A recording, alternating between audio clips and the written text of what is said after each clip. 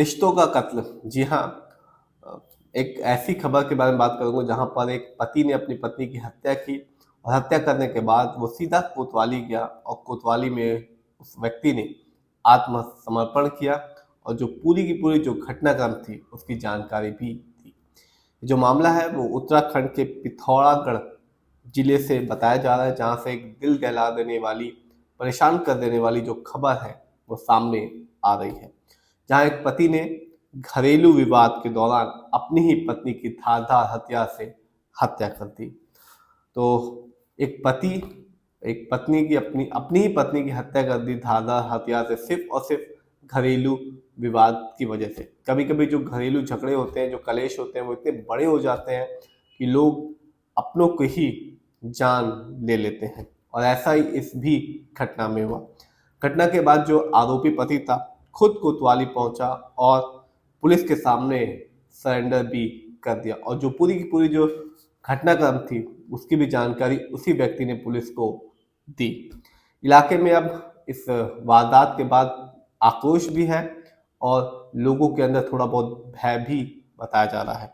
ये मामला पिथौरागढ़ कोतवाली क्षेत्र के जखानी इलाके का है। मृतका की जो पहचान बताई जा रही है वो नीलम देवी के रूप में बताई जा रही है, और पुलिस के अनुसार आरोपी पति राजेंद्र राम ने पारिवारिक विवाद के चलते गुस्से में आकर धारदार हथियार से अपनी ही पत्नी की हत्या कर दी, और जब उसने धारदार हथियार से अपनी पत्नी को मारा, पत्नी की यानी कि नीलम देवी की उसी समय, बताया जा रहा है कि जो चश्मदीद थे उन्होंने बताया कि उसी समय नीलम देवी की मृत्यु हो गई, और उसके बाद घर में और आसपास में चीख पुकार भी मच गई। लोगों ने इस घटना के बाद पुलिस को भी सूचित किया और पुलिस भी आई, और पुलिस ने अपनी तरफ से जो जांच पड़ताल स्टार्ट करनी थी वो भी स्टार्ट कर दी है। पुलिस ने शव को कब्जे में लेकर जो पोस्टमार्टम की जो प्रक्रिया होती है वो शुरू कर दी है, और पोस्टमार्टम रिपोर्ट का भी इंतजार किया जा रहा है। जो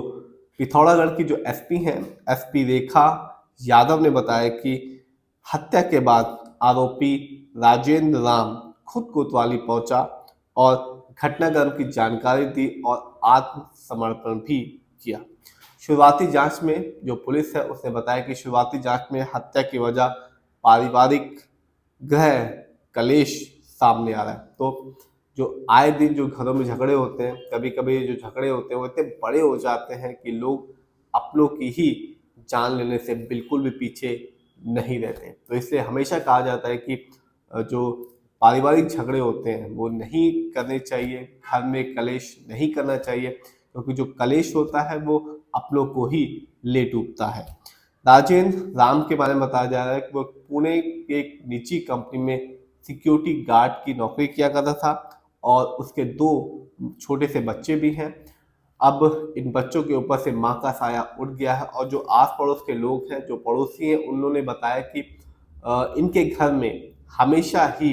कलेश मचा रहता था, और लोगों को बिल्कुल भी उम्मीद नहीं थी कि जो कलेश है वो इतना बड़ा हो जाएगा कि जो राजेंद्र राम है वो अपनी ही पत्नी नीलम देवी की हत्या कर देगा। तो इस घटना से, इस जो खबर से यही सीखने को मिलता है कि जो